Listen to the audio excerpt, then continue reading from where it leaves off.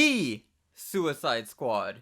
Now, I saw this movie in theaters when it first came out, and I wasn't really planning on doing a review for it, seeing as that I thought it was a superhero movie, it was going to make a ton of money. Turns out the movie didn't make that much money. And I wanted to support this movie in theaters because there are very few R-rated blockbuster movies that come out these days. Back in the 80s and 90s, it was more common to see R-rated blockbuster movies, not so much in the 2010s. Reason for that is that, first of all, on a national level, people under the age of 18 are not allowed to go into the cinema. So when I went to the cinema, I had to show my ID, which is a little weird to me. We don't really do that as much in Canada.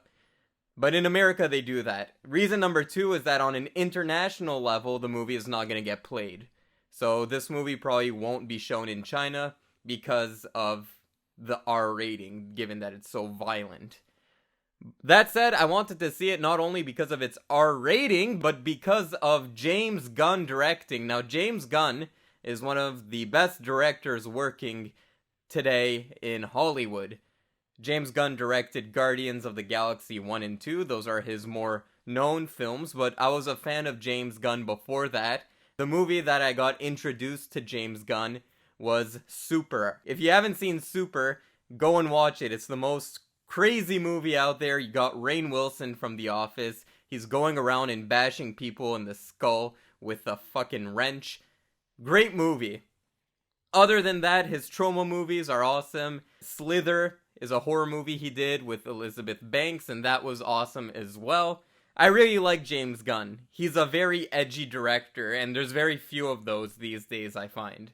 The reason why he directed this movie, Suicide Squad, was because back a few years ago, he was supposed to direct Guardians of the Galaxy 3, which got pushed back.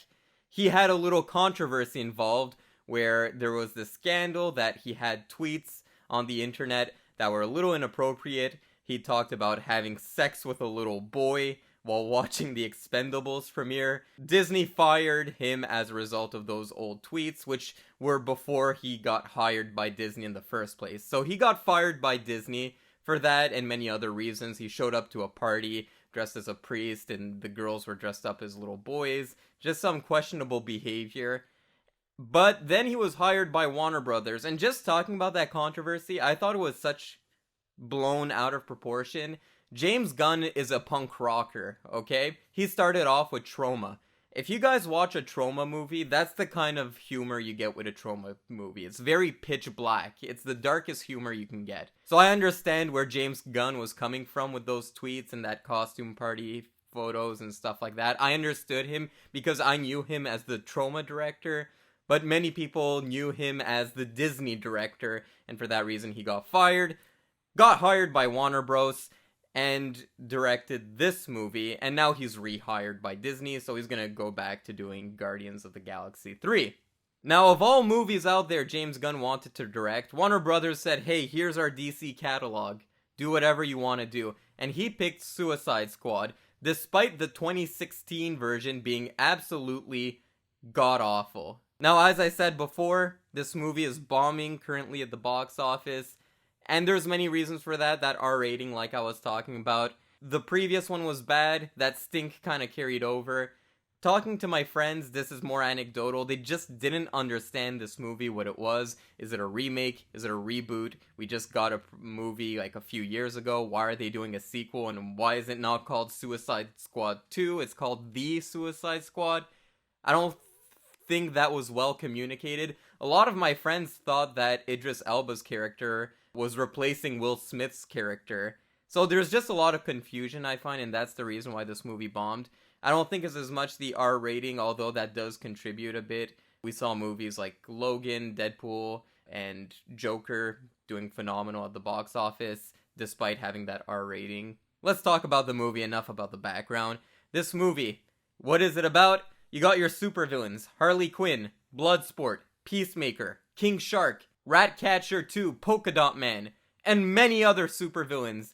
This movie starts off with them being dropped off on a remote island, and they have a mission they gotta do, and that mission, if they complete it successfully, they're granted their freedom. But if they don't do it successfully, They die, hence the name Suicide Squad. Did I like this movie? Darn right I like this movie. I thought this was a quality film, ladies and gentlemen, and which is why I wanted to talk about it. So, I'm gonna start off with the negatives, because when I first watched, like, the first half hour of this movie, I didn't think I was gonna like it. I had a few problems with that first half hour, but once it starts picking up, and once you start getting what James Gunn is doing, I think this becomes a really cool movie. So the movie starts off, and a lot of the problems I had with the previous Suicide Squad were also present in the Suicide Squad. I'm just gonna call it James Gunn's Suicide Squad from now on, because I'm tired of doing the.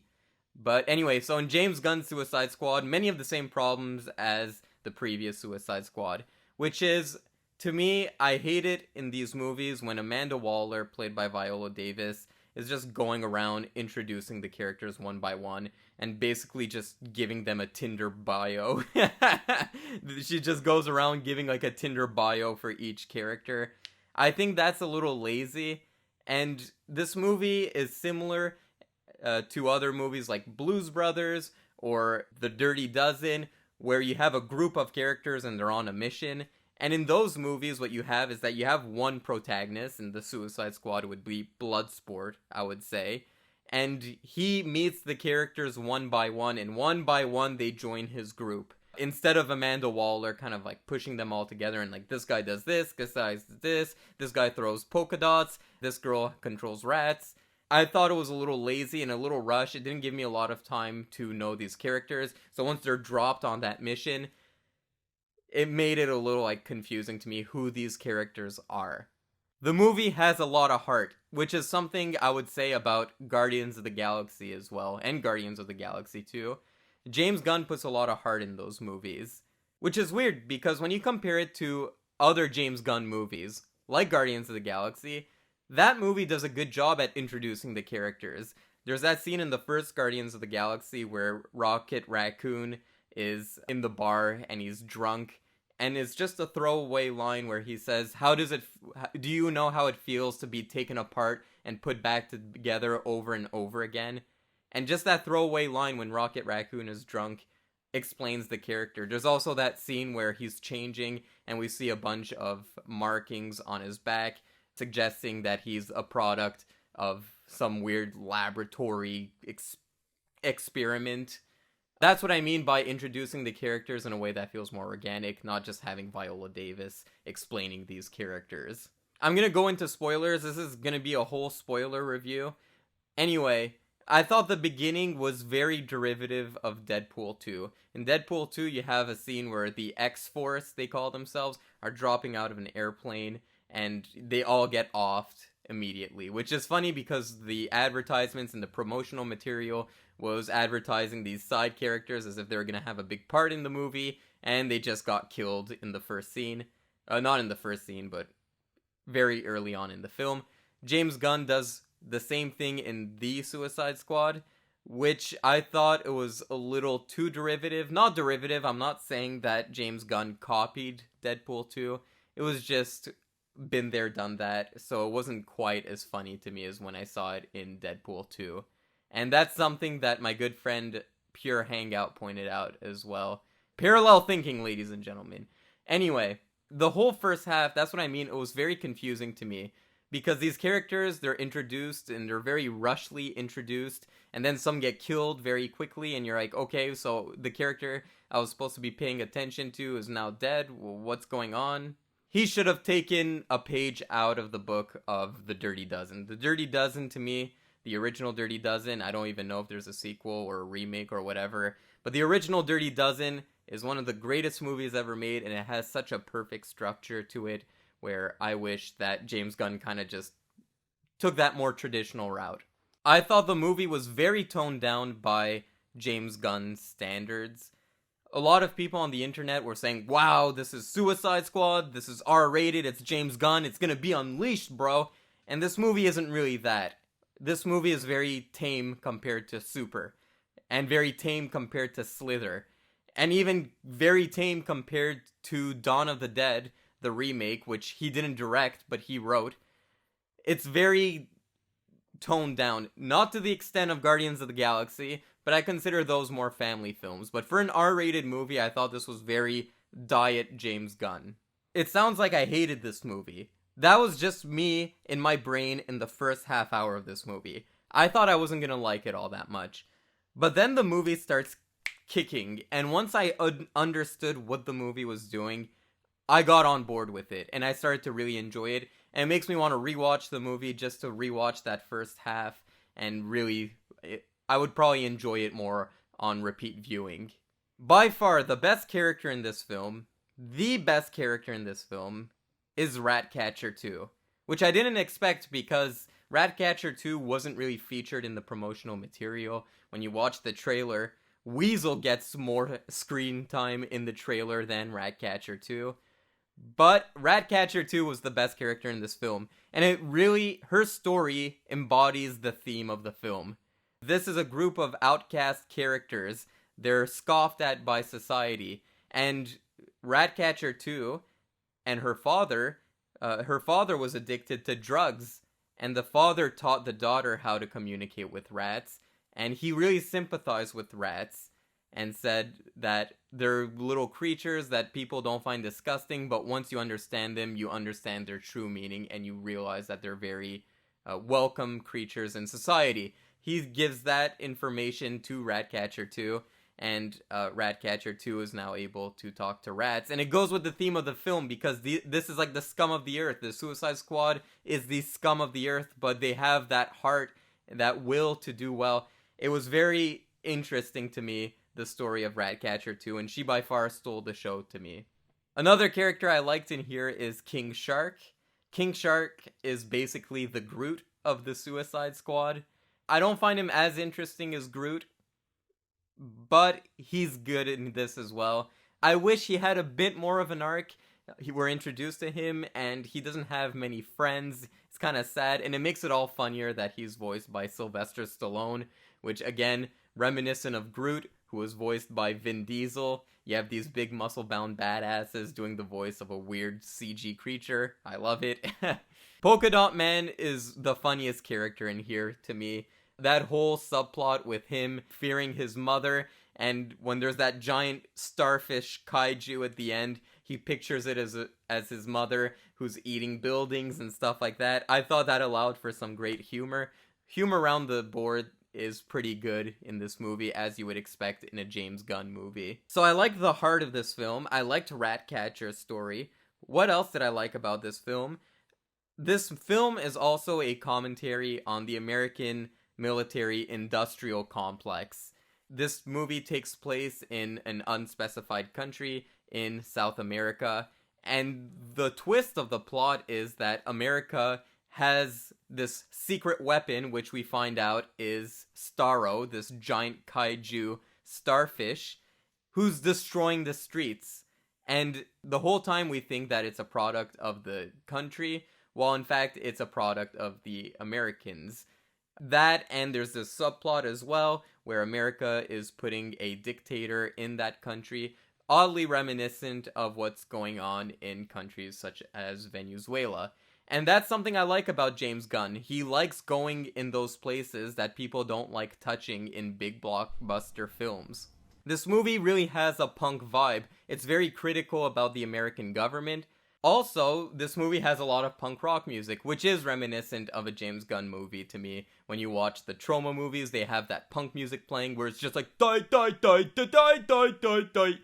That's my impression of a punk singer. But anyway, it does feel very punk rock. And James Gunn is a very cynical director, and that's something I like about him. He's very cynical. He has a very bleak view of the world, but he has a sense of humor as well, so he'll mix that in with humor. I love that opening montage at the beginning of the film where people are basically having a Deadpool betting on which characters are gonna die, and there's money being passed around the office, like this character died, this character died, this character didn't die, and there's money going all around the office, and there's that punk music playing. That was very reminiscent of James Gunn to me, and I really like that. And there's a lot of political commentary spread throughout the film, which I can applaud a big blockbuster film for doing that, being a little more heady than your average blockbuster film.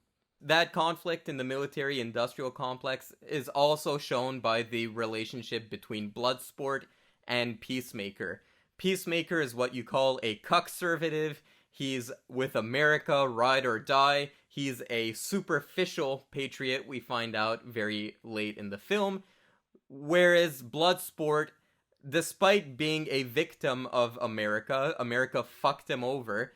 But despite that, he's still patriotic and knows what is the right thing to do in the end. I like that conflict. That character conflict was very interesting. So there you have it. That's basically my thoughts on Suicide Squad. James Gunn's Suicide Squad, that is. I thought it had a lot of heart. I feel like it had a lot to say about the current state of America.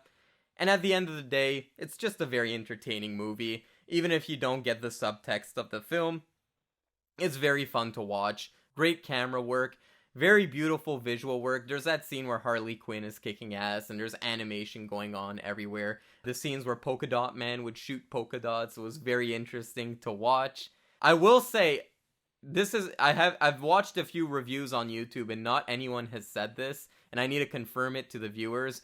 Yes, there is a Sean Gunn cameo, and that Sean Gunn cameo was awesome. I fucking loved it. When he calls a Polka Dot Man a pussy, that was the hardest I laughed in the film, because it was so Sean Gunn the way he did that. And Sean Gunn, by the way, also plays Weasel in this film, does the mocap for Weasel. Which I will say, I wish Weasel was more in the film, just because Weasel had such an interesting character design. He looked really gross and fucked up. Now also, in case you guys missed it, I can confirm, there was a cameo by the mayor of Tromaville himself, Uncle Lloydie, Lloyd Kaufman. He's in this film. Blink and you miss him. He's in the scene where they go to the nightclub. There's one shot of Lloyd Kaufman. He's in the film, which it's always fun to see Uncle Lloydie in these James Gunn movies. He shows up in every James Gunn movie except, I think, Guardians of the Galaxy 2. He might have been in there, but I don't remember seeing him. But yeah, it really feels good to see him in this one because I'm a huge fan of Lloyd Kaufman. But yeah, I really liked Suicide Squad. The first half hour to hour of the film were a little confusing to me, but I feel like now that I saw the ending, I can rewatch that first half and truly enjoy it. It's a very well done movie. Go support this film in theaters. Go support your local movie theaters. They're struggling right now, and if you do, tell Warner Brothers that R-rated movies are still welcome by an American audience, so go support it.